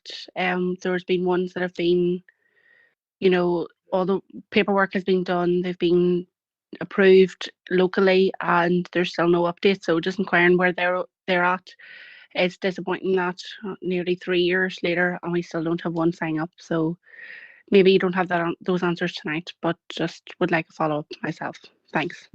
Want to follow up, or do you have more information, Chair, John? Chair, I'll follow up directly with Councillor Kelly. But in relation to the signs, yes, there are a number. I know we had a problem with our signage tender. I think that has now been resolved. And I do believe that we are in the process of nearly ready to install the first of those. There is quite a backlog of signs for the new signage policy, which was approved, I think it was last month, and they will be taken in order. But I do believe that there are over 100 of those which have to be assessed yet. Thank you, John, for clarifying. Councillor Wilson? Yes, Chair. Well, I would like to see the signs that are already there. In a lot of cases, they're damaged, they're unreadable and all the rest. So would it not make sense to sort them out first anyway? A lot of areas that there are no signs available this minute in time of any sign. They could be reported. That'll be the best option, John. Yeah, I think so. I think if they're reported and put on the concerto system for replacement, if they are damaged or whatever, I think is the best way, and they will follow the normal process of maintenance, so they will in replacement. The rural areas where I live and when I was travelling about, it's plain to be seen that I would say probably 60–70% of the signs have already been damaged and tossed. What's the best way to report, John? Do you know, just for members' information? I think like Stephen Forrest would be the person who would be responsible for that. So if members are aware of any signage that is damaged, please do report it into Stephen. Thank you for that. Councillor Green? Thank you, Chair. Just on the signage, I would support Councillor Kelly on what she said, but going on to the damaged road signs, I remember the first one that I saw damaged, I reported it. It was up at the road into the Cairn Moor Road at Corani, and that was about 18 months ago, possibly. I've been past it numerous times since. It's still broken. It was never fixed, even though I reported it. Indeed, I reported it twice, and it's still down. And as Bert says there, there's a lot of them now. I don't think 60% of them, but there's a lot of them damaged. And I would question the quality of the signs that was put up in that new phase of putting signs up. They're kind of like a plastic sign, and if they're touched at all, they're snapping off at the ground or breaking off at the top. I think they're terrible quality. They should have been put up with a metal poles and attached the same as the ordinary road signs. I think they'd be a lot stronger that it took. If something brushed into them, I don't think that it just snapped off the way they are. And could I ask John about the quality of them and about the reassurance that was given when we were purchasing these? Because I really do have major concerns about the quality of them and how easily they are broke. Okay. Thank you, members, for the comments and the signs. I can just to reiterate what John had mentioned a minute ago, that there had been some issues and challenges around procurement of a signage provider. That's now been resolved just before Christmas, and there is a programme to roll out the replacement of signs. The quality will have been part of the assessment of that tender process to ensure that they are suitably robust. I've made a note of the one specific example that the Councillor has mentioned, and I will certainly follow up on that in terms of that particular sign. We do get routinely reports of signs that are damaged for any number of reasons, and those are reported onto the concerto system, and so we'll now be in a position to work our way through that backlog of signage that needs to be replaced. Thank you. Well, when you say there that there was a kind of a standard, or there was a criteria or whatever on how robust the signs were, I'm just wondering, have we any comeback to the company that made them? Because I don't think they're robust at all. I think they're breaking. If there's any kind of a brush against them at all, they're breaking off and snapping off. So I would question that, and when it was tendered, I would actually advise the council to relook at what the criteria was, because I suspect that they're definitely, unless the council didn't put any criteria into how robust they aren't a high quality sign at all. Okay, well, there was a procurement process. That's correct, John? Okay. Councillor Thompson, you're looking on. Thank you very much, Chair, and thanks for the report. It's just maybe in a related issue. It's to do with the cleanliness of signage, especially coming into our two main towns of Omagh and Enniskillen. We do get a lot of reports about, I suppose, this time of year, but especially if we move on into the springtime, the signs are quite dirty and grubby, and it's not a very welcoming thing for people who are visiting our towns and villages. Maybe if we can have some clarification as to how often that they will be cleaned, or have a cleaning schedule for that. Thank you, Councillor. Chair, yes, there will be a schedule of cleaning for signage as part of the street signs program of work. In terms of the detail of that, I'm happy to come back to the member if he's content with that. Now, Councillor Wilson, you've already been on, so very brief. Well, to the best of my knowledge, Chair, those signs were really consisted of recycled plastic. The ones that were erected in Omagh Council District area at that time, because it was one of the things that I would claim credit for when I got into the council in 2001. To get, I promised the people, and I did get it put up there. But you see, a councillor would put in a serious amount of time driving around his area. I know there's several councillors and all that, but when the dustbin lorries are around, they'll be around all areas. Could they not be asked maybe to take a note of it? They'd be using this. That could they not be asked to maybe take a note of them? Councillor Alan Rennie. Well, thank you, Chair. And Councillor Wilson, you're right. At the time, the posts for holding the signs, it was recommended that we be environmental friendly and they would be placed on recycled plastic.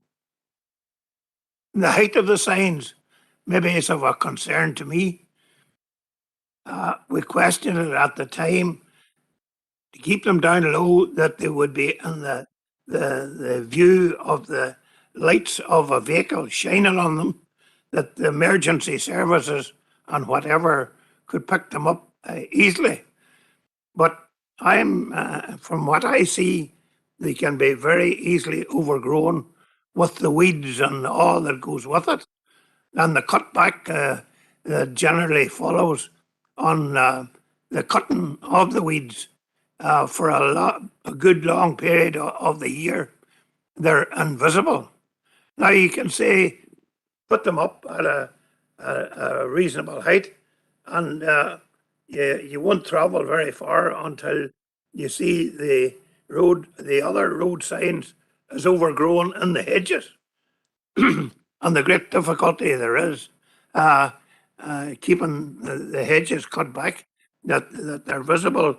So I'm not dictating as to how or a way that they should be placed, but those are a few things that I think you would need to take into consideration for either replacing the old signs or install new signage in the future. And thank you, Chair.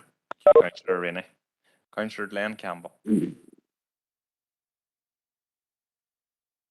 Yes, Chairman. Thank you for letting me in on this point. This conversation or this debate happened not that long ago, certainly within the last 6 months or so. And I recall at the time mentioning signs close to the village of Escanore as an example that were metal structure signs, and the inset, I'm not sure if it was plastic or if it was the old style signs that you'd see on some of our old, still up on some of our old terraced terraced housings. I'm not sure if it was plastic or a harder material, but it was inset into the metal frame. So it was like a metal frame, and sometimes you see them in other districts as well, and they're still up, and I know that they weren't done in the last 2 or 3 terms, I would suggest, so they've stood the test of time, and there are some of those across our district. So I would much favour those.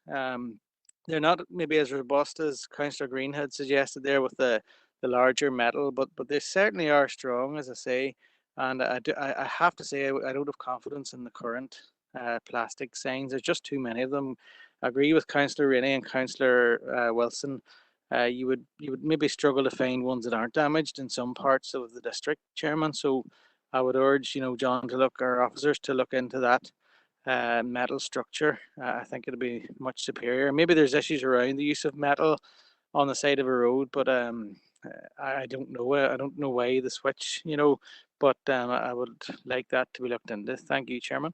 Thank you, Councillor. Well, that's thanks for the comments on signage, members, and just with the liaison with the directors here. I think it'd be agreeable to bring a report maybe on signage to a future meeting. The material and the strength and sustainability and different things. So if we're agreeable, we'll bring that to a future meeting and have a look at it then.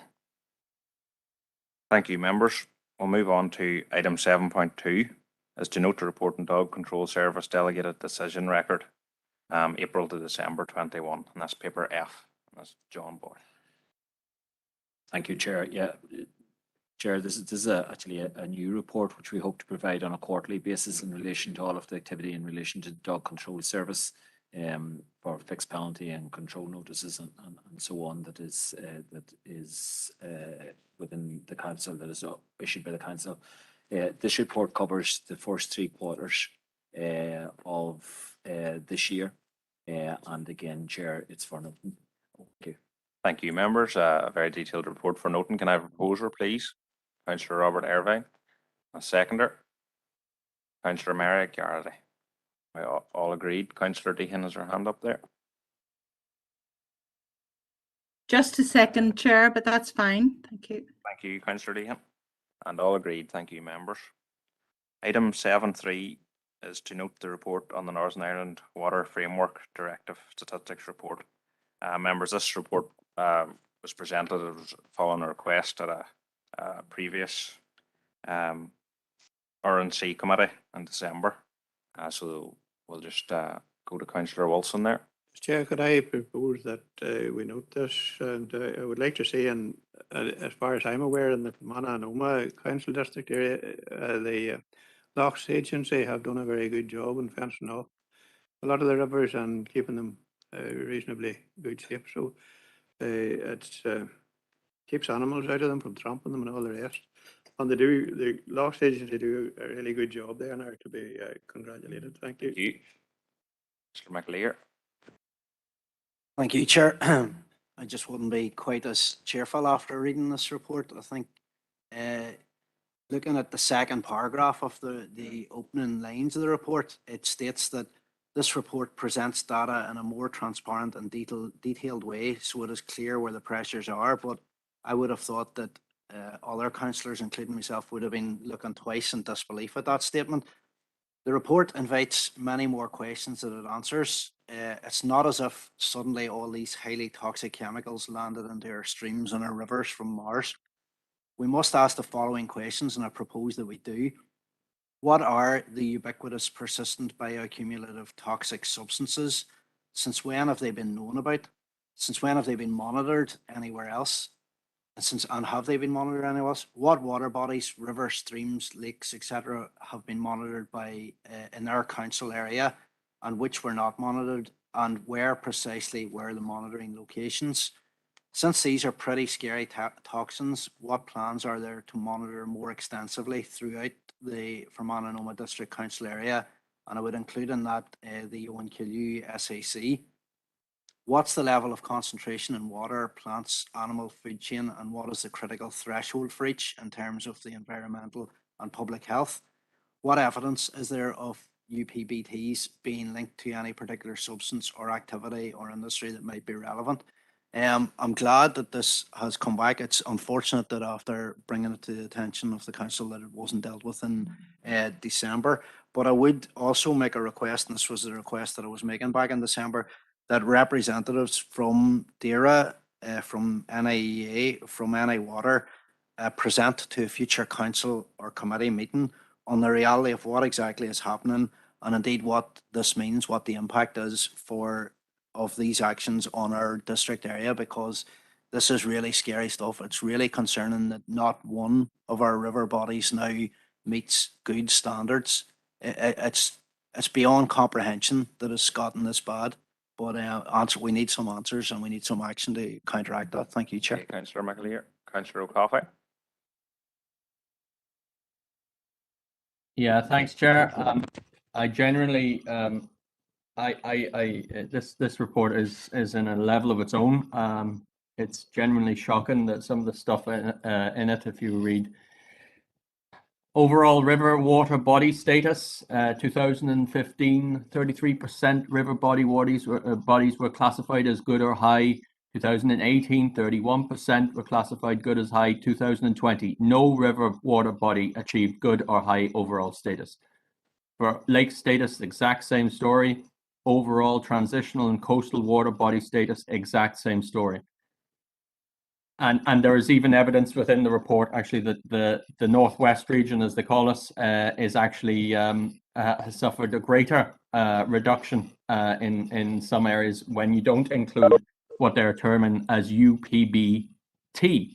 I didn't know about I would say I know some of the stuff, but I've never seen this terminology, UPBT. So I checked up what UPBT was. Now, it has to be said, for some reason, the Water Framework Directive for Northern Ireland never considered UPBT before 2018, and the first figures of 2021 is the first that they actually are included in. What it means: ubiquitous, persistent, bioaccumulative, and toxic substances, right? So they didn't measure these ever before.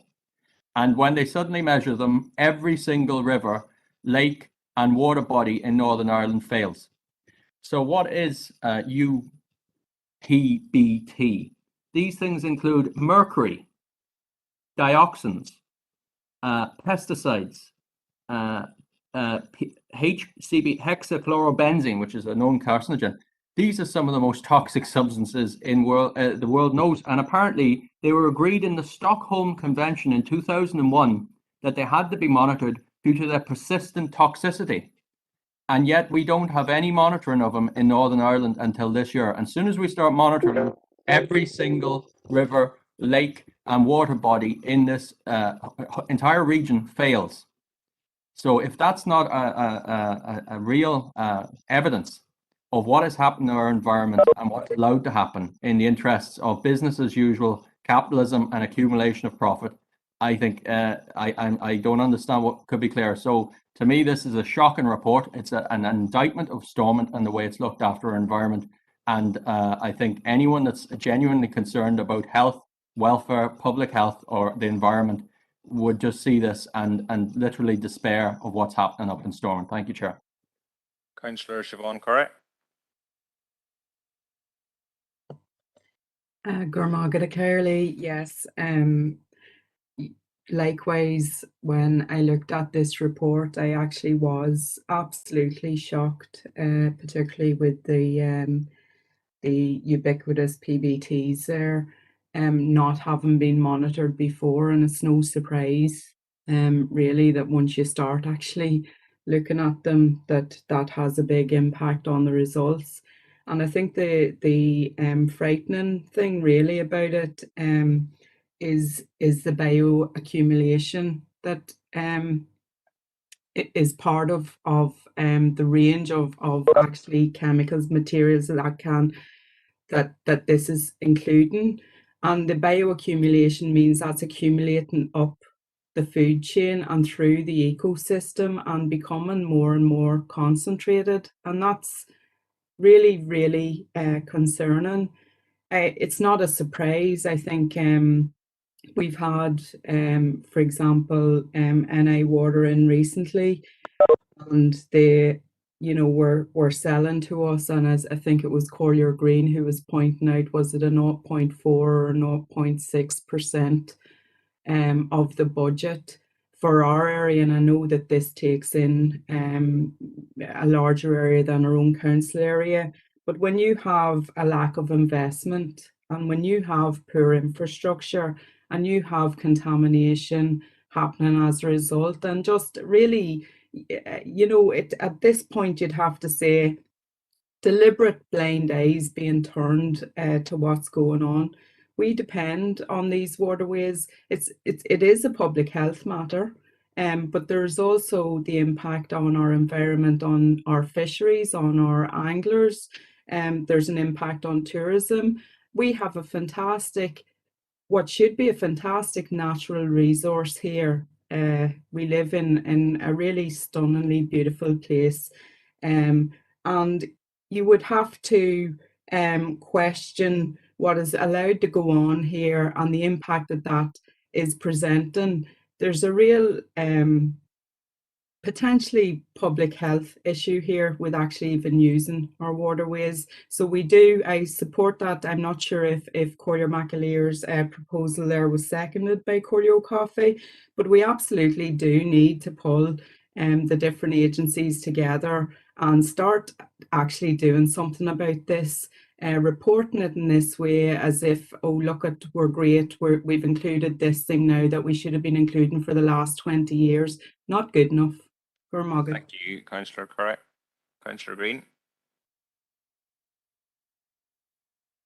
Thank you, Chair. And yeah, I'd like to come in and support what the previous speakers has said. And I do want to reiterate just the lack of funding that comes, and the all we can concentrate on, I presume, is our own area in Fermanagh and Tyrone, or the Fermanagh-Noma area.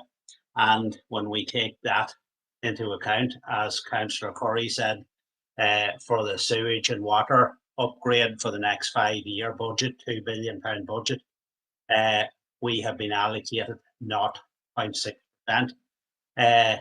On the flooding protection, I'm not sure what the scheme was. It was announced there recently, or that Fermanagh got 0%. Now, we're talking about Fermanagh, and I think that most councillors here would agree we're definitely the wettest county in the north and possibly in entire island of Ireland, and we got 0% of the budget to do with flooding, and that goes on right through each and every department. We get the tail end of funding, and it isn't good enough. You look at that report, that's the consequences of it. It's shocking. It shouldn't be allowed. I think as a council, as councillors, as politicians in each party, we're not doing, and independents, we're not doing near enough to rattle the cage up there in Stormont and ask for a fair share, and that things are done properly down here and funded properly down here. And so that's all I'll say. I'm quite angry about it, but it just seems to keep coming and coming and coming, just how badly we're treated in this part of the world. Thank you, Councillor Green, for them comments. Councillor Wilson, very quickly. Yes. Well, funding I would realise is a problem, but it has over the years, and I can remember when the cattle in the summertime and that would have stood in the river shading and all the rest. There has been a vast improvement from that, and the Lochs Agency has wired off most of the rivers. They've also constructed flood banks and all for the betterment of it. So there has been a vast improvement there. Maybe you'll never get anything right to please everybody anyway, but in my own way, I'm quite happy with it. Could we have a seconder for the noting of the report presented, just please, members? Councillor Rainey. Now, members, we had another proposal then for the informal meeting. That would be with NI Water, NIEA and DAERA, I believe was the three. So that was proposed by Councillor McAleer and was seconded by Councillor Curry. Councillor McAleer, is that the three agencies? Yeah. Well, yeah, as well, that's the three agencies, that's correct. But as well, I'd made a number of points to. Yes, well, I was going to suggest, Councillor, would it be appropriate to bring them to that meeting? Well, I think even if we address them in advance, because we'll probably have follow-on questions, to be honest. And I think there's a number of very important issues that need to be addressed as a matter of urgency. Thank you, Chair. Content with that, members? That meeting be arranged? And maybe if members have queries, as Councillor Mclaren has, if they forward them on, would that be we'll forward them on before? Yep. Okay. All agreed. Thank you, members.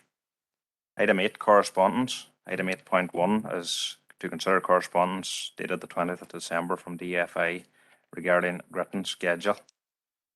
This was a letter we sent regarding cash, members. So it's just, John, do you want the word on it? Just it's to note, and I'm sure members probably won't be happy with the nature of the response, but the road service have come back to the 2 roads that we had identified don't meet the criteria to be included in the written schedule at this time.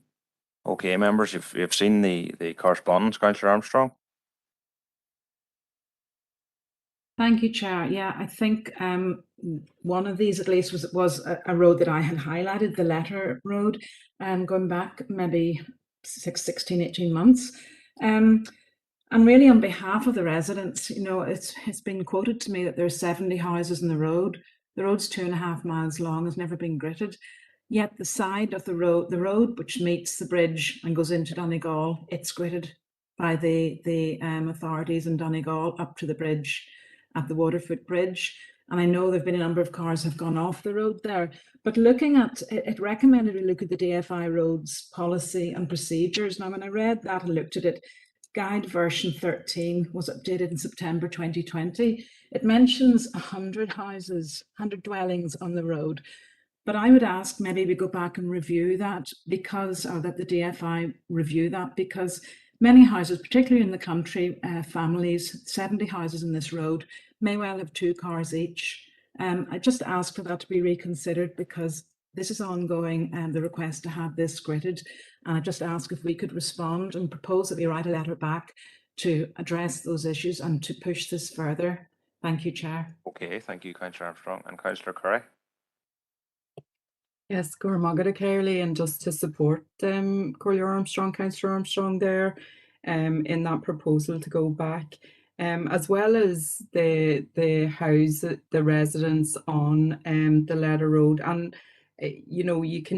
you'd wonder how effective just the grit piles are on somewhat sparsely populated roads. What they're also not taking into account with whether the figures on the residences are up to date. But there are also businesses there. There's a business there as well where there would be tourists coming and going from and to as well. And I'm wondering, is that being considered? And just one other point that I picked up from the link on the criteria for meeting the grid network. It actually states that if a road is linking one small settlement and another, and I'm concerned that actually the road service may not be considering that this would actually be the main road linking Balik to Pettico. And if that's because it's linking in on the Donegal side. So I think we need to seek clarification on that. Clearly, it's not an issue for Donegal County Council, who would have the responsibility for roads. So I think we just need to point that out to them, that it is actually linking 2 small settlements as well, and ask them to reconsider. If Councillor Armstrong just agrees just to those points being included, I'd like to second her proposal. Cormagan. Thank you. So members, that's proposed and seconded. Councillor Armstrong's happy. Yep, that's okay. All agreed. Thank you, members. There was another item 8.2 of correspondence received from Newry Down District Council. Thank you, Chair. Correspondence received from Newry Down District Council regarding a notice of motion that they consider that the start of December in respect of tree planting scheme and concern expressed by Down High School Eco Group in terms of climate change and CO2 emissions. And the council, Newry Down District Council, resolved that they would write to the Northern Ireland Assembly, but also write to the other 10 councils, including ourselves, asking for support for this initiative. Okay. Councillor Mclaren. Thank you, Chair. I'm happy enough to note the letter and support the request that they have put in it. I think there's two important provisos to include with that, but I'm sure the young people of Down High School are well aware, and that's that we're planting or encouraging the planting of the appropriate type of native tree, and that secondly, it's in an appropriate area, because obviously we have native land and we have the likes of bogland that is a great caravan storage. So I suppose with those two provisions, I'm happy enough to support the call by the group. Thank you. Thank you. And have we a seconder, members? Councillor Alan Rainey, and all agreed? Thank you, members. Item 9 is any urgent relevant business. Just been contacted. Councillor McCaffrey had another short point to raise. You can bring that in now, Councillor McCaffrey. Gurmagad, clearly, thank you, Chair, and I will keep this brief. So I was recently contacted by a school who had been in one of the leisure centres with the council run, and this is really to do with disability inclusivity and how can we try to increase that. Many people were aware children missed out an awful lot during the pandemic, including their swimming classes, and this essential skill for life is extremely important. So it's a positive thing that these classes have returned to our swimming pools, and that our council swimming pools are in demand and are being used, particularly at this time when it is quite difficult to do this.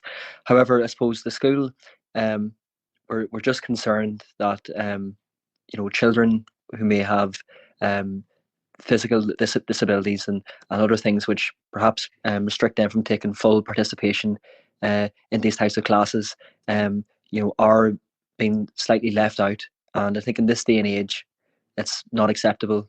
I know in school, through sports programs and multi-skills programs, there are lots of efforts to include children of all abilities in those programs. And I'm just wondering, I'll make this proposal, that if we as a council can look at ways to improve and increase disability inclusivity in our swimming pools and in our leisure centres. I know that staff in the council go to a lot of work and do a great job. However, I just think that when I'd spoken to this school principal, they were quite, I suppose, upset that some children were fully able to take part, and I just think that we can be doing more as a council. So perhaps look at other equipment that can be used in the pool to increase participation from these types of children, and perhaps even some programs that could be offered in the leisure centres and swimming pools. So I'll just make that proposal. Thank you, Chair. Thank you, Councillor. Councillor Warrington. Thank you, Chair. Well, certainly on the back of what Councillor McCaffrey has been discussing, I think certainly it's something we can look at from a disability advisory group focus. There's certainly potential there to include what he's asking. So on that, and certainly we have a meeting of the disability advisory group coming up very shortly, and we will get that on the agenda. And for what Councillor McCaffrey's proposal, I'll second it. Thank you. Okay, are members agreeable on that? Thank you, John. Yes, Chair, just if I can come in on it. Yeah, if Councillor McCaffrey maybe give me the details of the school. We actually do an awful lot in relation to disability and inclusiveness in our leisure centres.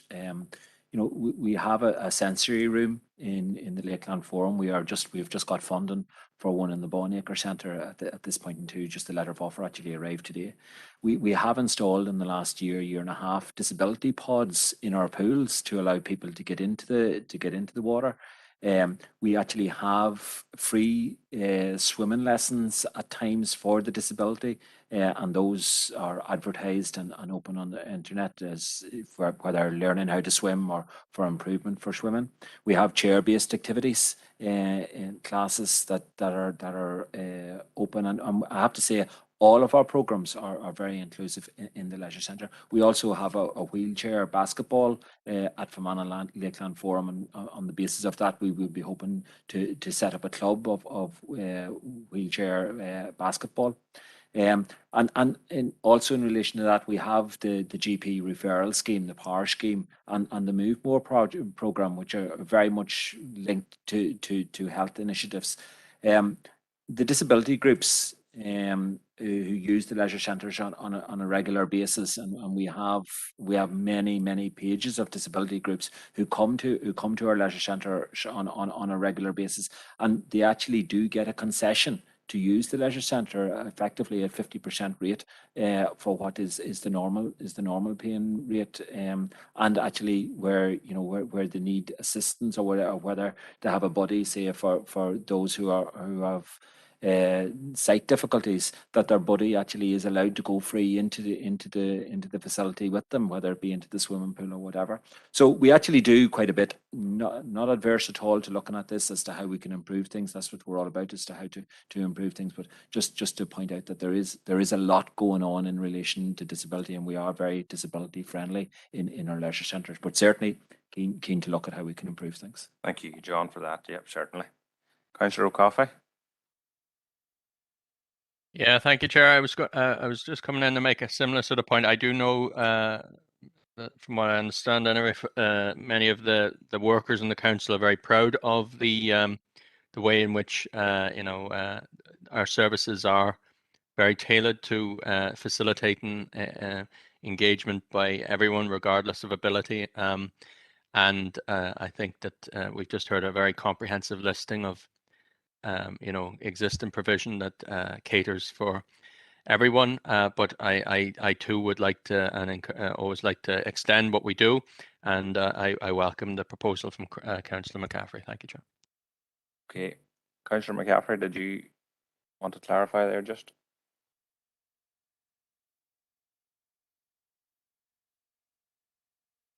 Yeah, thank you, Chair, and thanks to the members that supported me, and also thanks to John for giving us that comprehensive list. And I think it is worth advertising all that the council does do currently to support groups and people with disabilities. Certainly, we're very proud of all of that work, and to try and be as inclusive as possible. I was going to speak with John on this issue, but I might just raise it now quickly, because I do believe that some of the issue that was reported to me certainly seemed to be in around maybe new social distancing rules that council may have for swim lesson instructors or lifeguards at pools. I know we're recommending at the moment a metre social distancing, in line with the COVID guidelines. But I was just wondering if this actually now prohibits some of the instructors from getting into the water, just because I know the onus was put maybe on school staff to themselves get in water with children to help with these lessons, and not every school would have staff that would be confident or happy to do that. Now, luckily, the school was in a position to be able to have someone assist this child. But just, I suppose, John, and I appreciate I'm kind of putting this on you, so if you even want to email it at some stage, but maybe just to advise on the current rules in around our pool staff, and what they can and can't do with the current COVID guidelines that are in place. But again, thank you for giving us that list earlier, and I do think it's worth looking at this, but also proud of what we are doing at the moment as well. So thank you. All right, thank you, John. Yeah, Chair. Certainly, COVID has created, something that we never anticipated, and the difficulties associated with it. And I suppose we're still learning how as we come out of COVID. And certainly the 1 metre rule has certainly caused problems, and I can appreciate for those with disabilities that it has caused increasing problems. Something we will look at is something that we will actually discuss with other CLOA members, which is the regional body that looks after all of leisure in across all of the region, and see what they are doing in relation to it. But yeah, happy to have a discussion with Councillor McCaffrey in relation. Thank you, John. And the final speaker, Councillor Deehan. Thank you, Chair. Well, I would like to speak in support of Councillor McCaffrey's proposal, but I do want to echo John Boyle's comments about how this council reaches out to people with disabilities and to others. One of my hobby horses, Chair, is reaching out to people to ensure that all our facilities, which are provided at significant expense to the ratepayer, that all our facilities are used to the very maximum. And whilst we do encourage use of our facilities by disabled people, we always can do better. And any initiative that we can introduce to encourage people with disabilities to use our facilities is very much to be welcomed. And I want to make particular note of the POWER scheme, the referral scheme for physical activity. I think many of our citizens have derived significant benefit from this programme, and I think many of them are surprised that how enjoyable physical activity and how beneficial physical activity can be once they just get into that mindset of exercising. So it's just to make those comments, but to support Councillor McCaffrey as well, Chair. Thank you. Thank you. So that was proposed by Councillor McCaffrey and seconded by Councillor Warrington. Members at AOB. Thank you. There was one final item Councillor O'Reilly raised. Councillor O'Reilly, if you can keep it brief for us, please. Thank you, Chair. Appreciate you letting me in. Chair, I'm sure that most people will have seen with delight the swan that is placed on Castle Island over Christmas and lit up, and certainly is quite a unique tourism attraction as well as enjoyment for the local people. And it's such a pity, and I have been lobbied by some of the tourism providers that it's such a pity that this is only there for such a short time. Having spoken to Alison on this, I understand that this swan was procured under a short-term procurement process, and I would ask that maybe either one of the Johns or both of the Johns would look into seeing if we could have this as a sort of a tourism feature or something like it as a tourism feature to brighten up that end of Enniskillen. If we could maybe keep the swan in place all year round, lit up during the hours of darkness, or that we could procure something similar, or look into how we could go about talking to the company that we got this off, or if we have to do a new procurement, Chair. I don't expect an answer from the men at this point, but just want to raise it. Yep, that's your proposal. Thank you, Yeah. Councillor O'Reilly. Councillor Armstrong. Thank you, Chair, and thank you, Councillor O'Reilly, for raising this. And I refer to the swan by her name. She had been called Erin, and I think it's nice to be able to address her as Erin. Yeah, I really would support this idea. This proposal. The only thing that occurs to me maybe is that the fact that it's there for Christmas, and while it is a short break, it maybe adds to the impact.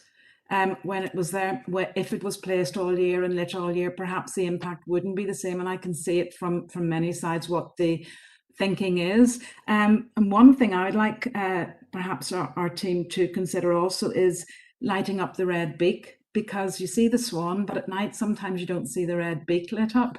But I'm happy that it is considered, and I support Councillor O'Reilly's proposal. And I think the little boat also needs praise for the work that's been done on our waterways around Enniskillen town to enhance it at Christmas time. Thanks for that. Thank you, Councillor. John. Yes, Chair. Thank you. Just in relation to the current swan, Erin, she was procured on the basis for being there on a part-time basis, and I think the materials that are in there would not allow her to be there for full-time all year round, and she wouldn't have much of a lifespan there. But certainly, I think the council could decide to investigate the potential to seek, for something of a more permanent nature, if that's what members look like, whether it be a swan or another feature on the water. I think, yeah, certainly it would be a good entry into Enniskillen from that Sligo. Yeah. Well, I'd get the feeling now that members would want that investigated, so maybe I'm sure that could be tied into the proposal and seconder there. Councillor Green? Yeah, I was going to say that I would suggest that we look for a full-time swan. Thank you, Councillor Green. So we'll have that investigated, John, and we'll just move on. Thank you, members. Can we have a proposal, please, to go into confidential? Councillor Robert Irvine and Councillor Matthew Bell, second.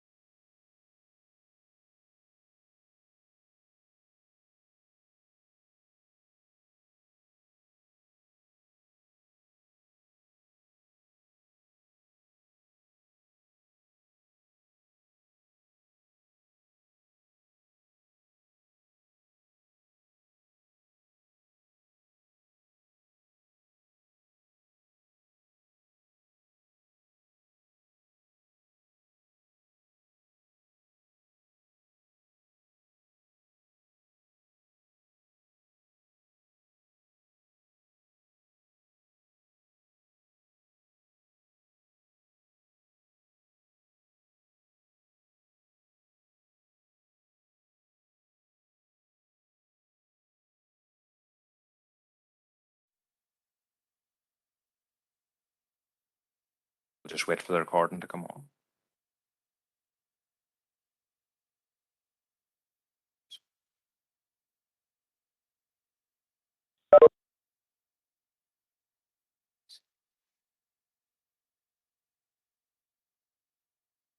Okay, that's okay. We'll just ask John Hughes to sum up whilst in committee. Thank you, Chair. Whilst in committee, members considered the confidential minutes from Environmental Services Committee on Wednesday, the 8th of December 2021. No matters arising, and the minutes were approved. Thank you. Can I have a proposer and a seconder? Councillor Robert Irvine and Councillor Earl Thompson, and all agreed. Thank you, members. That brings the meetings to a close, members, and we wish you all a good night. Thank you.